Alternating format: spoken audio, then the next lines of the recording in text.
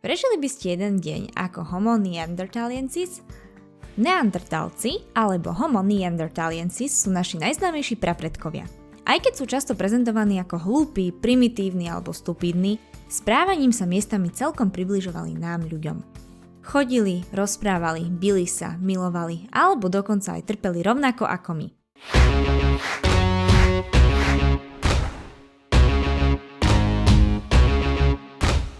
Žijeme v dobe hojnosti a materiálneho prebytku. Všetko esenciálne, čo k životu potrebujeme, máme na dosah ruky. Ak si chceme kúpiť alebo získať akýkoľvek produkt, nemusíme preto ani vstať z gauča. Jedlá sú plné rôznych chutí a ak by sme okamžite začali ochutnávať všetky možné potraviny a hotové jedlá sveta, neviem, či by sme to stihli ešte v tomto storočí. Ale nebolo tomu vždy tak. Predstavte si, že sa zobudíte v roku 48 000 pred našim letopočtom ako typický neandertálec. Netušíte, aký je deň, aký je presný čas, ani to, koľko máte rokov. Váš mozog má totiž problém s pochopením a zapamätaním si abstraktných pojmov, akým je napríklad čas. Dokonca dnes oslavujete svoje narodeniny, 23 rokov. No o tomto významnom dátume nemáte ani šajnu. Nečaká vás žiadna mimoriadna oslava a tento deň bude ako všetky ostatné vo vašom živote. V našom čase by ste v tomto veku končili pravdepodobne nejakého bakalára na vysokej škole, no ako 23-ročný neandertálec ste s najvyššou pravdepodobnosťou jedným z najstarších členov a zároveň vodca vašej skupiny, ktorý sa musí postarať o blaho ostatných. Ak sú vaši rodičia ešte stále nažive, budete ich opatrovať do poslednej chvíle. Budete ich chrániť a krmiť a starať sa o nich, aj keby mali byť pre vás len príťažou.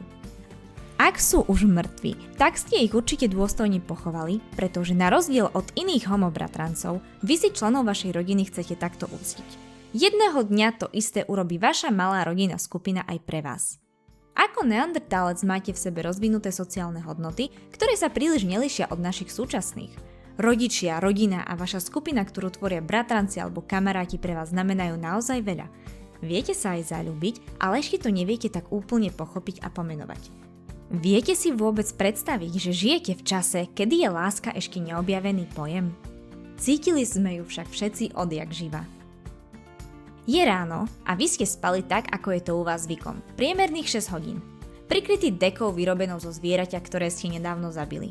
Žiadna mäkká posteľ, žiadne pohodlné vankúše alebo ranný budík. Len skaly a to, čo vám dala sama príroda a sami ste si to vyrobili.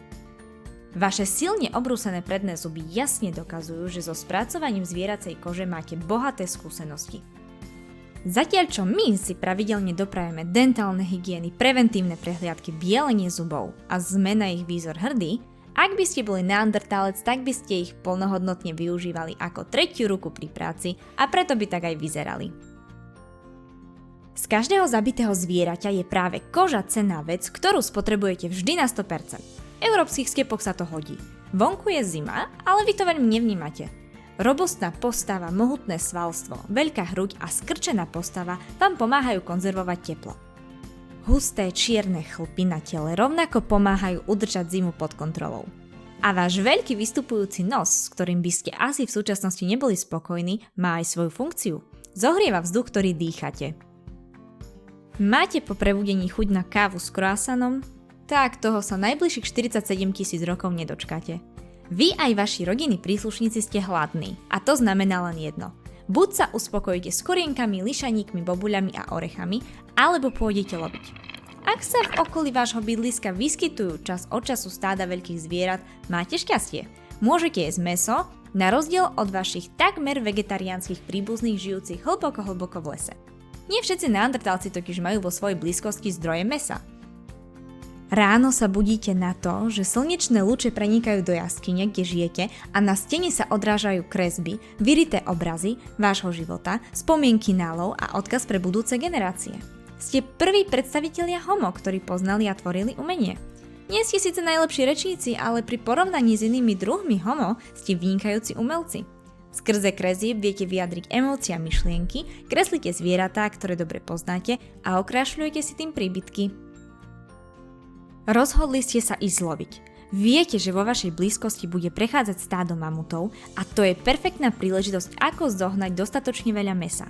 Lovenie menšej zvery je pre vás tiež prínosné, no vy, na rozdiel od Homo sapiens, ktorí obývajú Afriku, ešte nepoznáte luk a šíp a tak, ak máte chuť na jelene, kozorožca alebo diviaky, musíte ticho čakať zamaskovaným v hustom lísti a dúfať, že ich neodplašíte. Pri love menšej zvery si precvičujete lov zblízka.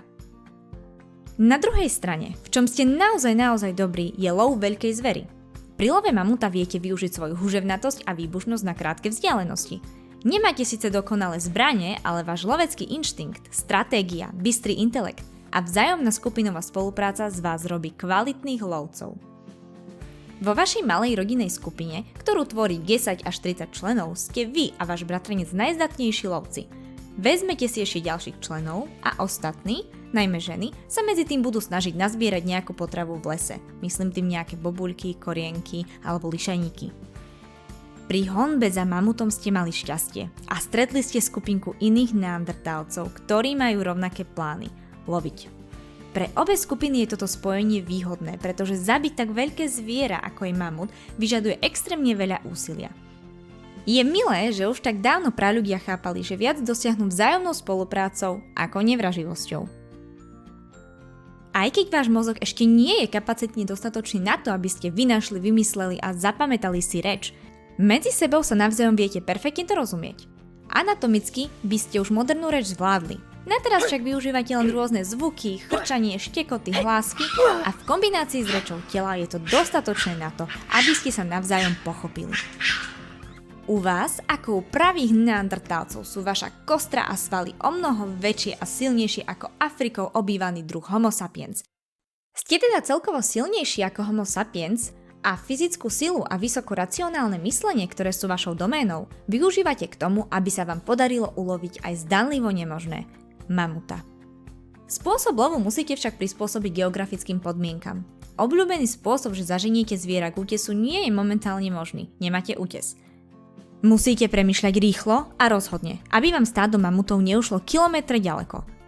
Medzi tým zablúdilo odrastené mláďa mamuta, veľké dostatočne na to, aby nebolo pod ochranou rodičov, ďalej od stáda a to je vaša príležitosť. Idete loviť. Vy aj vaša lovecká skupina sa ešte stále plížite vo vysokej tráve do momentu, kým vás zviera nezbadá a nezačne trúbiť na poplach.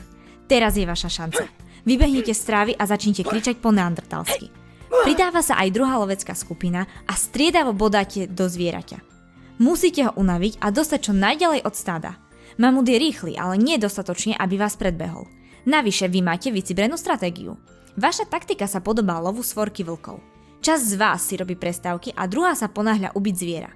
Naučili ste sa loviť tak, aby si vždy polovica z vás spomalila a dobehla dých a načerpala energiu zatiaľ čo ostatní lovia. A naopak. Postupne je mamut unavený, neschopný stať a keď sa zvalí na zem, viete, že ste vyhrali. Najbližšie dni budete jesť mäso. Minimálne dovtedy, kým ho nenapadnú parazity, červy, pleseň alebo najčastejšie hniloba. Konzervovať potraviny ste sa zatiaľ ešte nenaučili. Zavoláte ostatných členov rodiny, ktorí ostali v jaskyni, pretože budete potrebovať všetky schopné ruky, ktoré vám pomôžu opracovať tak veľké zviera. Zviera je veľké a vy ste hladní. Ak je nejaký muž zo stáda ranený, ženy sa o neho postarajú, nie je to najmenší problém. Ste neandertálec a ste známi tým, že poznáte základné anatomické poznatky a liečebné praktiky. Viete utlmiť bolesť, zastaviť krvácanie, zamedziť infekcii a s troškou šťastia aj úspešne amputovať ruku. Výhru ste si rozdelili spravodlivo s druhou loveckou skupinou a vraciate sa domov do jaskyne, kde si medzi tým udržiavate oheň. Zistili ste zásadnú vec. Po prvé, uvarené mäso je lepšie. A po druhé, z kosti zvierat viete urobiť vkusné šperky. Je to tak, ľudia to mali radi odjak živa. Oblečenie z kožušiny, šperky a nástroje z kosti boli vaše hlavné trofeje. Ak ste náhodou ochoreli, liečili ste sa prežúvaním vrbovej kôry, ktorá obsahuje známu látku salicín, podobnú aspirínu. Dnešný deň bol obyčajne náročný a vy ste ako vždy bojovali o prežitie. Najedli ste sa, prežili ste, takže môžete byť na seba hrdí. Najbližších pár dní máte pokoj a nemusíte ísť loviť. Budete sa venovať vyrábaniu nástrojov z kameňa a kosti a prípadne vyrábaniu šperkov, ak chcete potešiť nejakú neandertálkyňu. Ešte si pred spaním nakreslíte na stenu jaskyne dnešný deň a môžete ísť spať. Verím tomu, že vás tento stručný prehľad, ako by mohol vyzerať deň neandertálca, pobavil a budem veľmi vďačná, ak ma podporíte lajkom alebo odberom, pretože mi to veľmi pomôže v mojej ďalšej tvorbe. Ak máte akékoľvek nápady alebo námety na video, ktoré by vás zaujímalo, alebo na nejakú tému z biológie, ktorú by ste si radi vypočuli vo forme videa, kľudne mi nezanechajte komentár dole a ja vám budem veľmi vďačná za akúkoľvek podporu. Pekný deň!